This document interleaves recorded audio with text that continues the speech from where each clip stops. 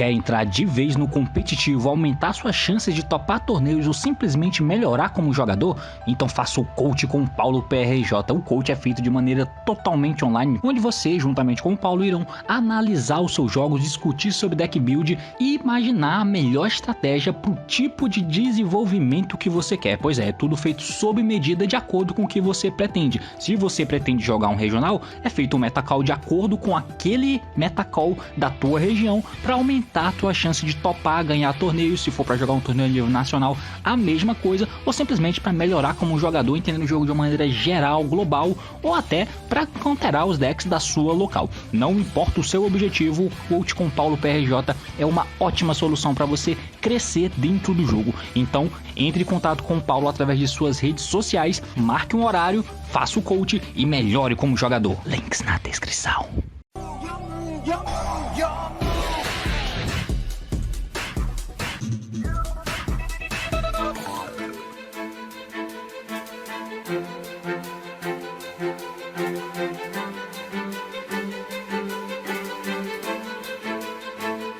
Fala aí galera, eu soltei, que saudade hein meus amigos. E bem meus amigos, eu tô aqui pra falar de uma parada que é bem comum no mundo do Yu-Gi-Oh! E eu tô aqui pra estar falando um pouco sobre isso, que é justamente saudade do que a gente não viveu ainda, hein. Pois é uma nostalgia que tem em volta de coisas antigas, que parece que por uma coisa assim antiga, automaticamente ela passa a ser boa, viável, saudável e que precisa sair da lista. Pois é mais ou menos como quando se joga o FIFA, tá ligado? Que no FIFA lá tem aqueles jogadores clássicos, que por mais que ele não tenha sido o melhor jogador de sua época, mas só pelo fato dele ser um jogador que já tá aposentado, quando ele entra no FIFA, ele entra bombado pra caralho, com tudo 99, é bizarro, cara, bizarro. E é basicamente esse fenômeno de nostalgia, sobre esse fenômeno de nostalgia dentro do Yu-Gi-Oh! Que eu quero estar falando hoje. Alguns pensamentos sobre banlist que são completamente incoerentes com coisas que as pessoas mesmo desejam, e completamente na contramão dos pensamentos que as pessoas tinham quando determinadas coisas existiam fora da banlist. Não entendeu sobre o que eu tô falando? Detalhe que foi dado uma palhinha mais ou menos na última live que eu fiz falando sobre alguns palpites de banlist, né? Uma segunda visão sobre o palpite de banlist. Se você não viu, dá uma olhada aqui pra você saber mais ou menos do que eu falei um pouquinho lá. Mas o assunto é esse, então vamos lá. E muito bem, meus amigos, então estamos vivendo numa época que alimenta bastante essas esperanças, essas expectativas de cartas fora da lista, porque estamos no range de uma banlist. Pois é, e sempre que tem o range de uma banlist, vem esse tipo de pensamento sobre algumas cartas que devem sair da banlist e outras que devem entrar, é claro. Só que um dos principais argumentos utilizados para colocarem cartas na banlist hoje é de que alguns desses decks que estão jogando agora são decks antigos, e decks antigos que ninguém suporta mais. É chato, tá vendo? Por mais que não seja o pior formato da história, realmente não é. Nem o último era. Esse também não é. É até um formato ok. Apesar de estar muito aberto pro meu gosto, pro meu ponto de vista, competitivamente falando, mas ainda acho que não é o fim do mundo. Mas mesmo assim, tem argumentos para darem hit nesses decks que simplesmente são muito antigos, como por exemplo o Invoked. Ninguém aguenta mais ver Meltdown, Aleste, Normal Summon, pega o Invocation, faz isso de novo depois. Tudo bem, eu entendo. Tem o Zodiac que tá por aí, o Dino, meu Deus do céu, o Dragon Link, que além de ser um deck antigo, ele é o mais opressivo de todos esses. Então, realmente, esses decks são antigos, estão jogando por aí e tem argumentos pra você dar hit neles por estar jogando há bastante tempo. E quem sabe isso liberar espaço pra outros decks ou decks novos, apesar de que esses decks novos realmente não existem. E aqui a gente pode começar a filosofar mais ou menos sobre uma parada de jogo, de como que as coisas tendem um pouco a sair de controle às vezes. Uma das políticas que a Konami vem tomando ultimamente é de não hitar diretamente arquétipos. Teve alguns pontos fora da curva, né? Como por exemplo, se tivesse um deck que fosse realmente muito opressivo, a Konami ia lá e hitava Engine dele. Mas, por exemplo, o Pêndulo Magician, a Konami foi lá e limitou o Electromite, baniu o Astrograph Sorcerer, dependendo do deck do Draco, ela mexeu diretamente. Mas assim, em linhas gerais, ela vem optando por não matar o deck. Ela diminui a força dele e aí ele sai do meta inicialmente, o que eu concordo, não acho que é necessário matar, mas ela vem tomando algumas atitudes muito brandas e vem deixando decks ter uma longevidade no jogo muito grande. E a questão é que esses decks são bons e por algum ponto eles são power creepados. É claro, eventualmente vem cartas novas que acabam power creepando esses decks. E aí, pelo fato de o deck não estar fazendo nada agora, por mais que ele estivesse fazendo alguma coisa num meta próximo, você não precisa mexer, porque teoricamente ele tomou power creep. A questão é que se você adia muito isso, sem dar hits, entenda, eu não quero que mate os decks, claro que não, mas eu acho que os decks não podem passar muito impune no passar do tempo, principalmente se você está lançando produtos novos e tal, porque você vai girando o próprio jogo, a Konami vai lançando novas cartas e fazendo com que essas cartas que ela está lançando sejam relevantes para o jogo. Para serem relevantes para o jogo, as coisas antigas não tem que incomodar as novas. E aí tem algumas formas de você fazer isso. A primeira delas é ok, eu vou manter o nível do jogo e aí eu simplesmente hito as coisas que estava jogando no último meta para abrir espaço para elas comprar as coisas novas. E essas coisas novas não precisam ser absurdas, porque como eu enfraqueci todas as anteriores, e eu venho fazendo isso sempre nos últimos anos, eventualmente esses decks que são muito antigos, eles não têm força suficiente para peitar o meu deck novo que eu criei, que não é nada de absurdo. Mas pelo fato dos outros serem decks mid-range e tal, e terem sido enfraquecidos em algum nível, faz com que eles não me incomodem esse meu deck novo, e assim eu tenho espaço para poder criar novos decks sem precisar que eles sejam opressivos. Por outro lado, se você não faz isso e tem uma série de decks fortes, simplesmente esperando um vacilo para poder entrar no meta, para você poder fazer o produto novo ser relevante, eles têm que ser muito mais fortes do que tudo que já existe. E isso vai aumentando gradativamente o power creep do jogo. Esse é um ponto assim que eu acho indiscutível.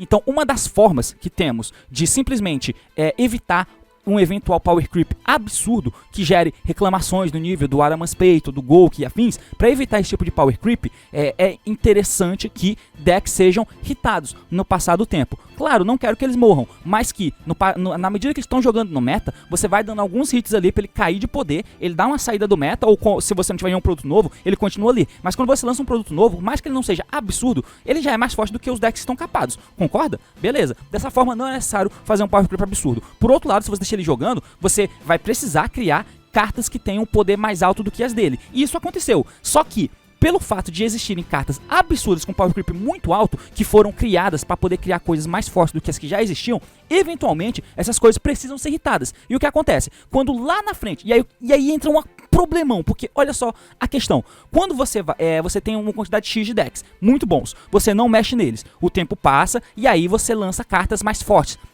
que são melhores do que as anteriores que você tinha, mas você não mexeu nelas, nos decks antigos. E aí você lança um deck absurdo, cartas absurdas que dão power creep no que já existia. Tudo bem, mas pelo fato de existir essas coisas com power creep absurdo, faz com que os teus próximos lançamentos não precisem ser absurdos, por consequência você lança decks pífios, medíocres, só porque você precisa meio que preencher a tabela, porque você já criou coisas absurdas há não muito tempo, e aquelas coisas estão jogando. E por mais que você hite ela, as coisas novas que você lançou não são suficientes para poder jogar em detrimento dessas coisas com power creep alto, tá ligado? E ainda assim, são melhores do que os decks antigos. Tudo bem, mas o tempo vai passando e eventualmente essas coisas absurdas precisam sofrer hit na banlist.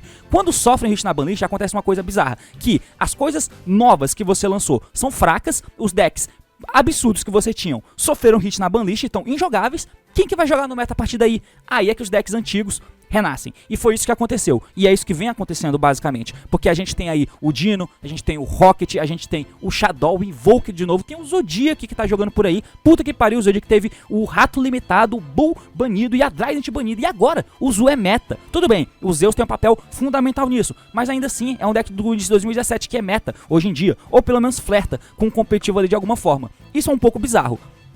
E quando a gente chega nessa época de range de banlist, por causa desses decks que estão jogando agora, mesmo sendo decks antigos, a galera quer que eles sofram hits. Mas ao mesmo tempo, essa mesma galera, sem um motivo nenhum, querem que alguns outros decks que foram metas há não muito tempo saiam da banlist, tenham cartas tiradas da banlist. Imagina o tanto de gente que tá pedindo a volta do cavalo do Salamangreat. Ah, não vai fazer nada, porque o Salamangreat é um deck que tá capado, se voltar um cavalo tá tudo bem, dá alegria pro pessoal do Salamangreat. O Engage A1, sei lá, o Multi-Roll A3, o Arpa do Orkush pode voltar A1 e não tem problema nenhum. O Electromite não vai ter problema, se voltar A1, dá uma alegria pro Pêndulo, o Pêndulo só se fode, todo mundo só bate em Pêndulo, é discriminação com Pêndulo, blá blá blá. Vamos voltar essas cartas aí.